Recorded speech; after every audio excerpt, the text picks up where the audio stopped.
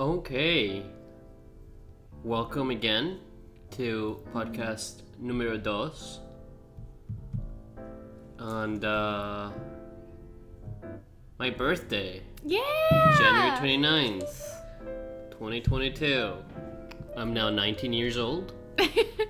19 Wow. years old, do not contest that information. Actually, forget that. My age is only in a need to know basis. Exactly. No one needs to know. I like that much better, honestly. Your age is classified, excuse me. Classified info. It can only be accessed with the highest level of clearance. I don't have the security clearance. I don't know your age. You don't. Well, you better not. You better not. It is Saturday, and we didn't watch that many things this week. No, we kind of didn't. We didn't watch it. I mean, I think we have enough to talk Yeah. thoroughly on the few things that we had. But I need I didn't bring my phone for the timer. Oh. That's important. It's a little important. Okay. Birthday timer. Birthday timer. Okay.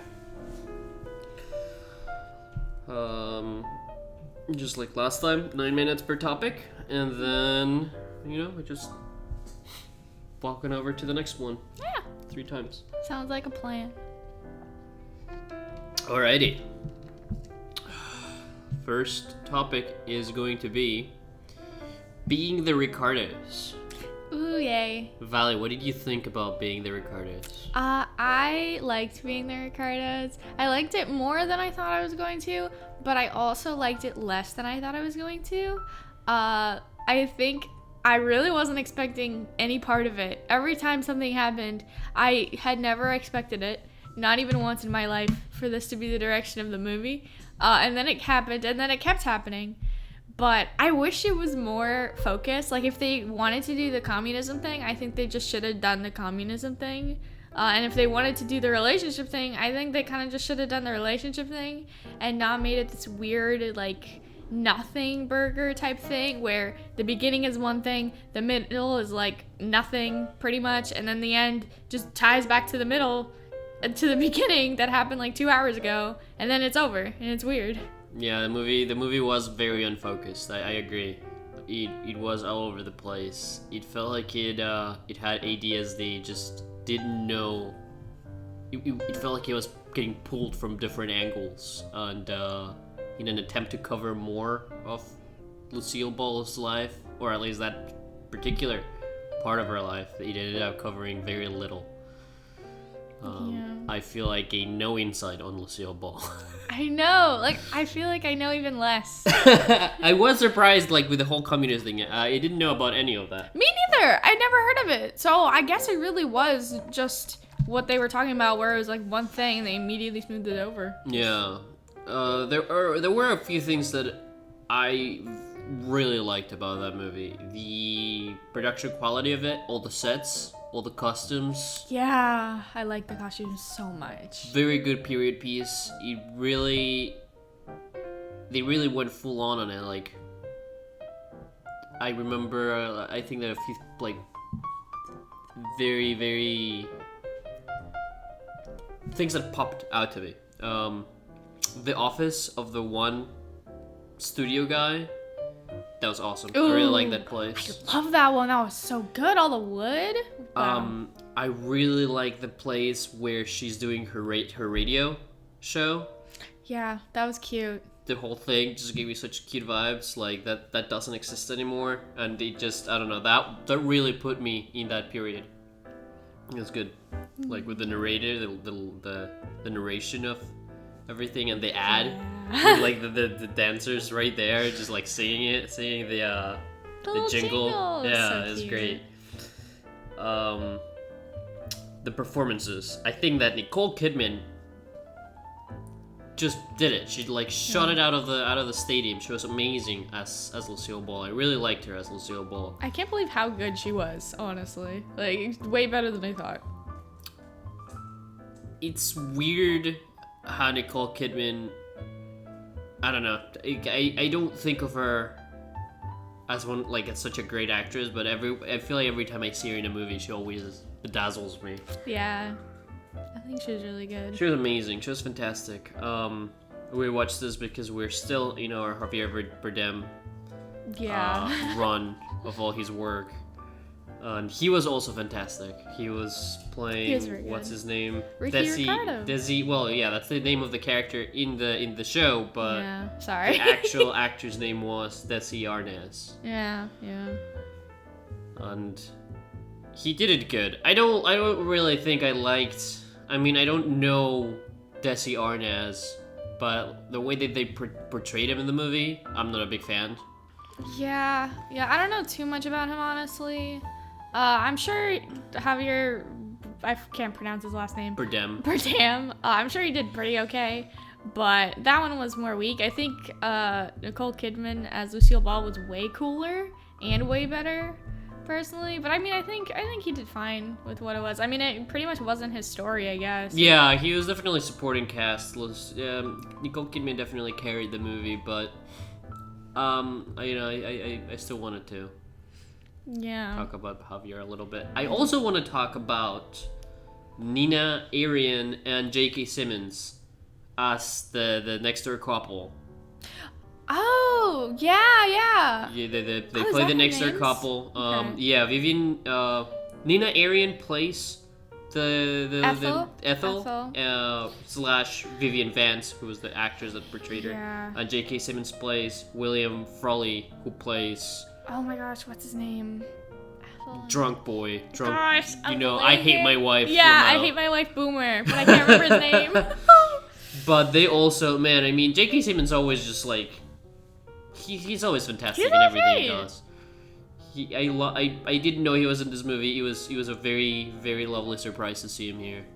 I really liked both of them because I didn't know anything. I mean, I don't know a lot about the people in I Love Lucy, but I didn't know anything about either of those two. And I also like how they kind of don't like each other in real life. I thought that was funny. Man, the way that he was just bullying this poor girl, this poor lady, just all the time. And I feel really bad for the person who plays Ethel. I don't remember her name, but I always wondered whenever I watched the show how she must feel, because I knew that they were around the same age, her and Lucille Ball. And the joke really is that, high-key, low-key, she's supposed to be unattractive, even though she's not really. And I figured that must be really hard for her, because, they're the same age, and she's not ugly. I don't know. Yeah, that was definitely weird. I think that it was even more weird how they addressed it in the movie, how they were just buddy pals in the end. Yeah. It was weird. It was addressed in the movie, but it didn't feel like they reached a conclusion. There was not an arc. They was just kind of addressed. It was just kind of tossed out there, haha, they're the same age, Lamau. Yeah, that was it. And I guess she just has to feel bad. The end.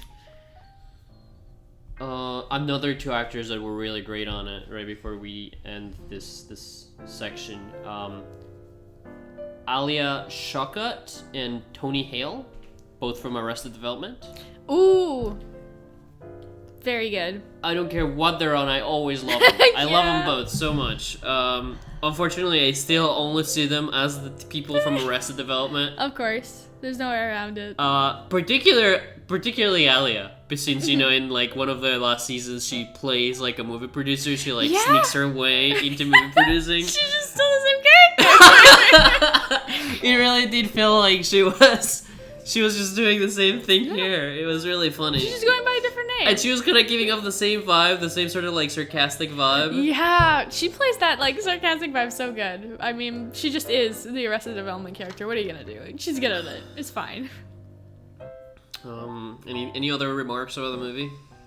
I mean, I guess my only other remark is I again didn't know anything pretty much about any of these people, but I think it's cool how cool they portray Lucille Ball to be, because I knew she was obviously cooler than the Lucy character that she plays, and I knew she was a businesswoman type person, but she's super cool and I like her a lot. She was a very femme fatale sort of character. Yeah, I was not expecting that. Neither was I. I mean, I don't know a lot about Lucille Ball, but I wasn't expecting her to be like the super intriguing actress person, I suppose. I also didn't know how much of an age difference she had with Desi in real life. And they portrayed that in the movie. They're like, I think 7 or 8 years apart, and they got married when he was like 23. That's crazy. Yeah, it's whack. I didn't know that at all, but hey, you know. Desi really does love America. He does. He loves it. Yeah, he loves it, I guess. Man. That part was very weird. Cringe. I don't. Okay, man, whatever. I thought that the part where J.K. Simmons asks him, that's the thing. But the part where Desi gets asked by J.K. Simmons about what it felt like when the communists came and killed all his family, that was really weird. That was a little uncomfortable. That was very cringe. I feel like that could have been left out. Although I guess they wanted to go with this like anti-communist thing. I don't know. It was weird. It was very weird. weird. I don't know what they wanted. Anytime they brought things like that up, it felt very half-baked. But moving on to Succession, we are still watching Succession. Let me put my timer up. No. And we've been watching, I think we watched since last time like 4 episodes. I think we're watching basically 4 episodes at a time, a week at this point. Yeah, I think that's pretty much our average.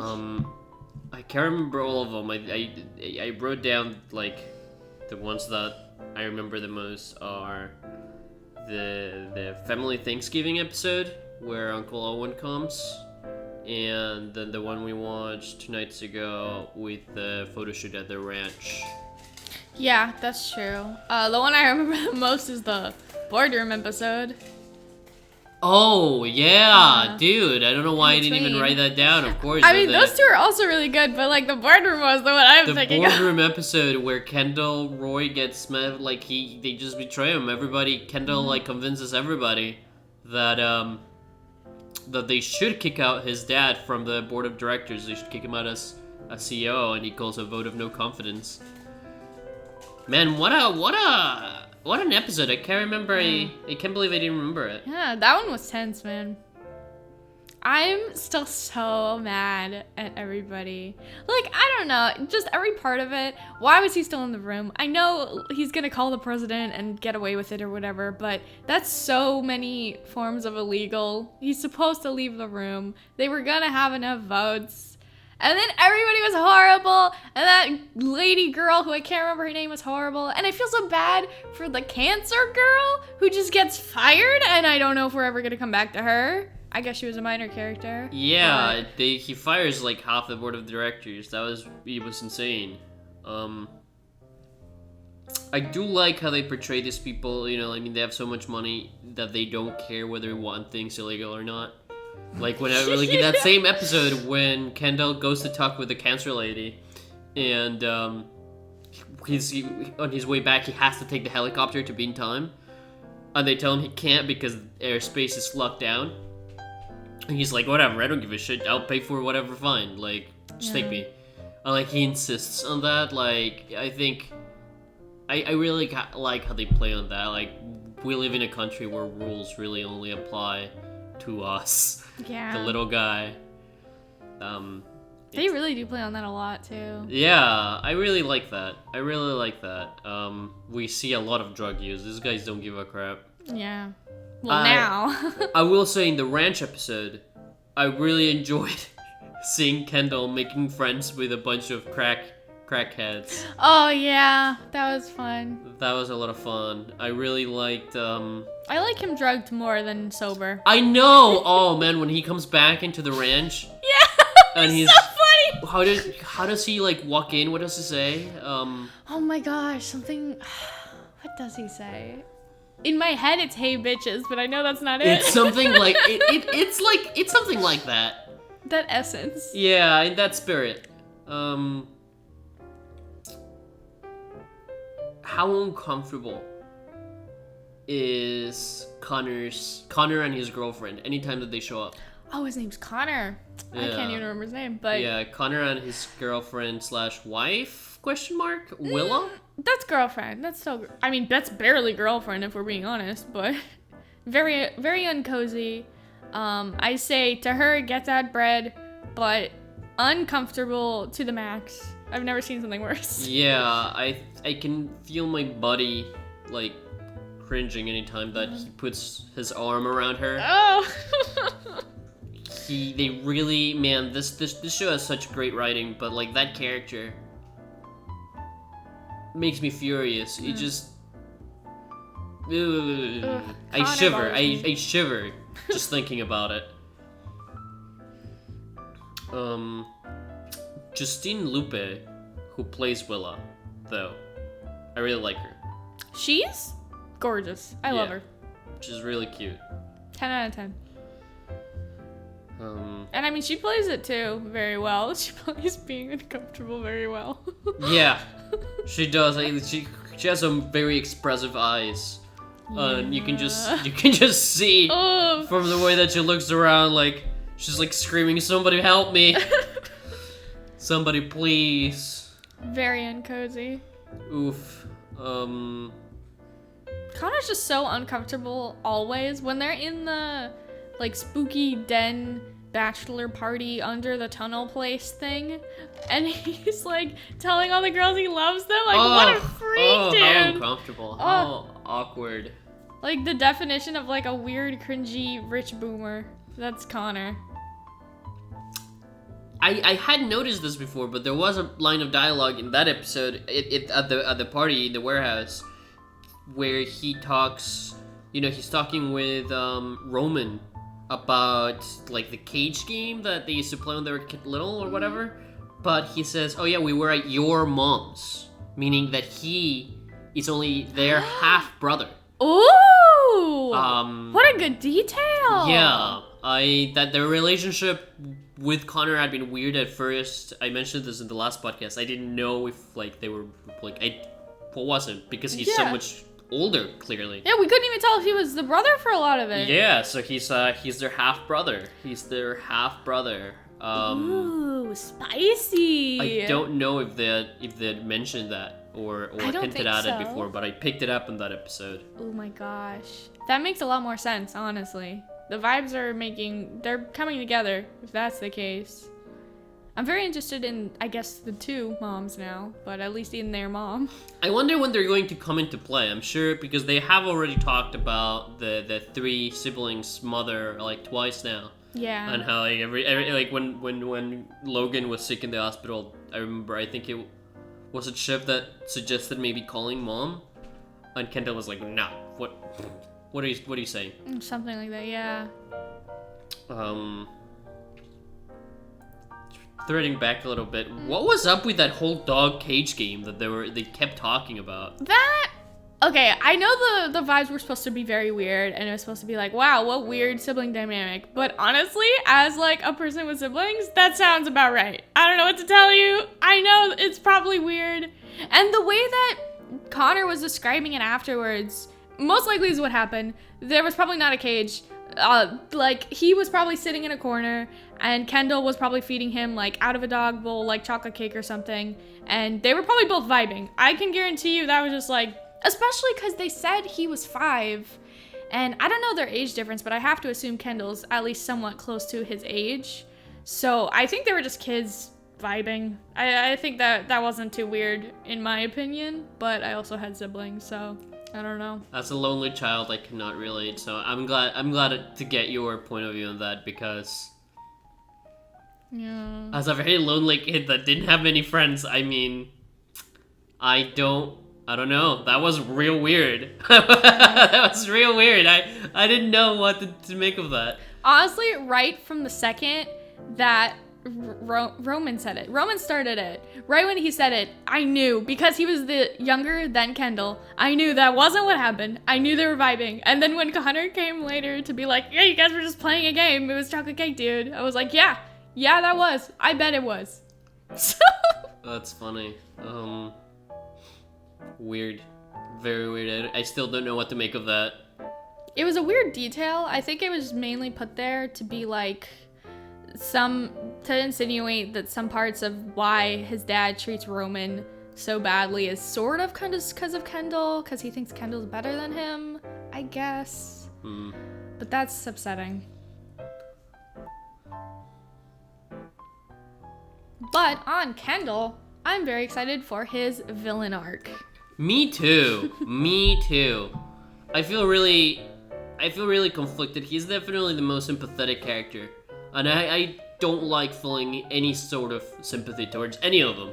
Yeah. But it is. I really like his arc so far. I am here for him. Oh man, on Kendall's villain arc. I love him so much now, though. Yeah, I really am happy to see where that goes. How evil he'll become. I'm rooting for him. I'm absolutely here for him. I really hope that he's able to turn the tables on everybody. I hope he keeps doing drugs. I hope he keeps being smart and mean, and I hope he ruins everything for everyone. I hope they bring back his wolf buddy. His wolf buddy! Who could forget? Oh my gosh. I hope Wolfman comes back. Me too. I'll never forget Wolfman. That's all we have for Succession this week. Only other thing that we really consumed this week, mostly you, and I want to get your thoughts on it, is Super Mario Odyssey. Oh, Published yeah. by Nintendo in 2019 and directed by Kenta Motekura. Oh, getting all those stats. A little fun detail I found about Kenta Motekura while looking this stuff up was he's only directed 2 games. Really? He's only directed this and Captain Toad Treasure Hunter. Ooh. That's kind of cool. I wouldn't have expected that. Yeah, I mean, he's worked in a bunch. He's worked at Nintendo forever. I mean, like, I was, like, going through his credits, and they were mostly, like, general staff / animation / art department credits. And he's worked on everything since, like, 2008, looks like. He worked in Mario Galaxy 2. He worked on Pikmin 2, like, from before, even. So, he's been at Nintendo forever, but, Captain Toad Treasure Tracker was his first directorial credit, and Mario Odyssey is his second, which is pretty cool. Pretty cool. That is pretty rad. So far you have played through Cap Kingdom, Cascade Kingdom, Sand Kingdom, Lake Kingdom, Wind Kingdom, Cloud Kingdom, Lost Kingdom, and Metro Kingdom. Which one's your favorite? Oh man. I don't know. I don't know if I have a favorite. I definitely have a least favorite. I don't even remember the name to the one that I don't like, but it's the... You know which one I don't like. The one with the plastic butterflies? Yeah. That's the Lost Kingdom. The Lost Kingdom. Which really is upsetting because when I first saw it, I thought it was a really pretty island. But actually going in it, my gosh, what a nightmare. But I think my favorites are either... Maybe the Lake Kingdom, maybe? Or Metro City. You liked it. I liked Metro City. Going in, Valley kept saying that she was not really excited for it. Because I'm like, there's been so many games that have city levels, and I don't care anymore. I don't want to see another video game city level, but I actually like this one.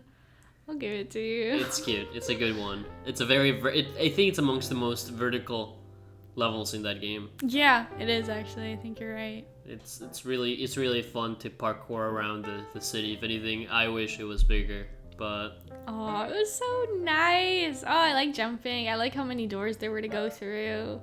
Like, I think that one, it's probably my favorite. That one's my favorite. It's fine. Whatever.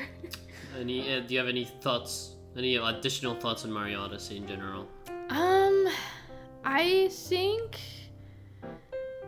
I think I like it. I know it's supposed to be a super easy game, and in a lot of ways it is, but I think certain mechanics, for me, I think if you weren't there, I would not have figured out on my own. Like I think it starts in the Lost Kingdom, probably one of the reasons I don't like it, but the stomping on the stairs thing where you have to double jump and then stomp, I don't see myself on my own figuring out that that's what you're supposed to do. At all. They had showed you a few buttons that had that icon on the stair, the stumpy stairs. Really? And that's always just the icon to stomp on things. But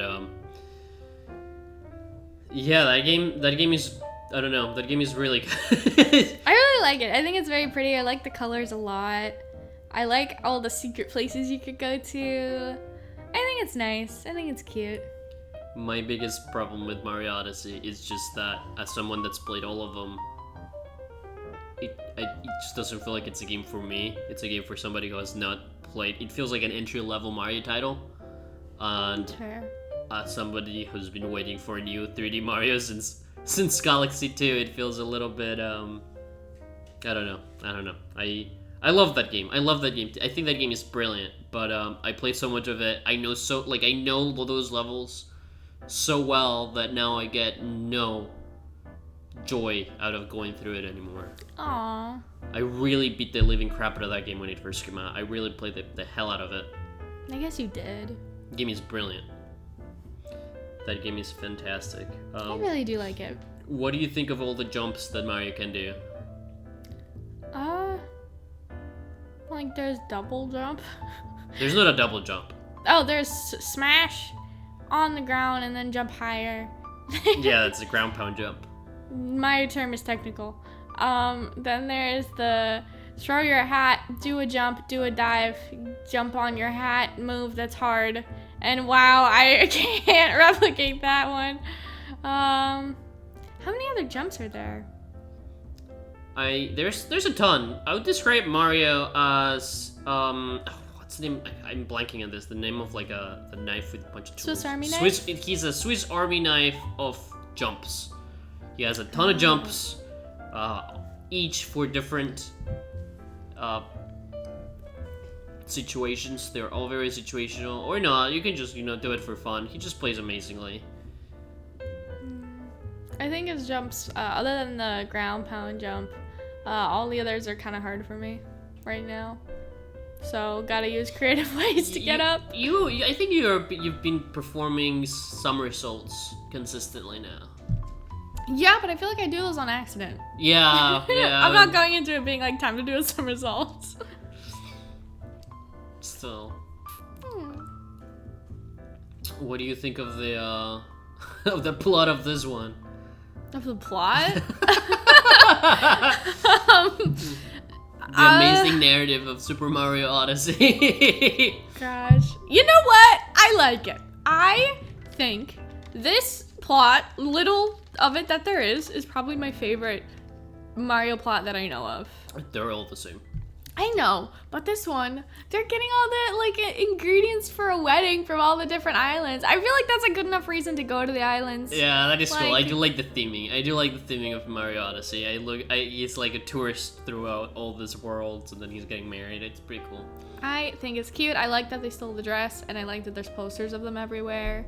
Like, I think that's a good enough plot that I'm here for it. I think you're really gonna enjoy the ending. The ending's kind of a joke, but really? Yeah. Okay. Do you see yourself playing more Mario games? I mean, I am gonna make you play 3D I was gonna say Super Mario 3D World soon, because that's my favorite Mario game. Yeah, I mean, I'd say that one, because I know once I'm done with this, we're gonna play that. I mean, I don't know. I like it. I get what you mean already, of, like, once you've played it enough, I'm sure you really wouldn't want to go back. Because even now, I don't fully want to go back to a lot of the places we already were in that game. But the ones that I do want to go back to, I just want to go to try to find anything that I missed. Yeah, that's about Mario Odyssey, honestly. Yeah. There's a name for that genre, because Mario Odyssey is not just a 3D platformer, it's also like a collectathon. A collectathon, yeah. So, yeah, and once you collected it, I mean, yeah, you're kind of done, I guess. I do enjoy there's only 2 types of collectibles in that game, though. Yeah, that's honestly good. I think that's a lot better. I do like how each island you can get your own thing, but you can also get the coins, which are in every one. I think that's a good idea. Yeah. Do you have a favorite costume so far? Oh my gosh. I'm still so mad that in the Lake Kingdom you can't be a mermaid. What do you mean? Everyone's a mermaid, but he's just with his little floaties.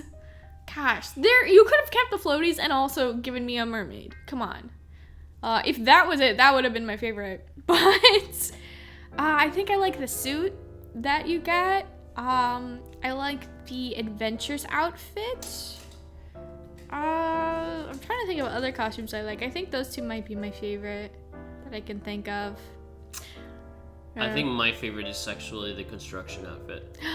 Cute. Yeah, I really like that color scheme. I do like that one too. But that is it for this week's podcast. Thank you for being here with me on my birthday podcast. You're welcome for your birthday podcast. And thank you for listening, and I hope everyone has a wonderful week. Yeah, have a good week. See ya.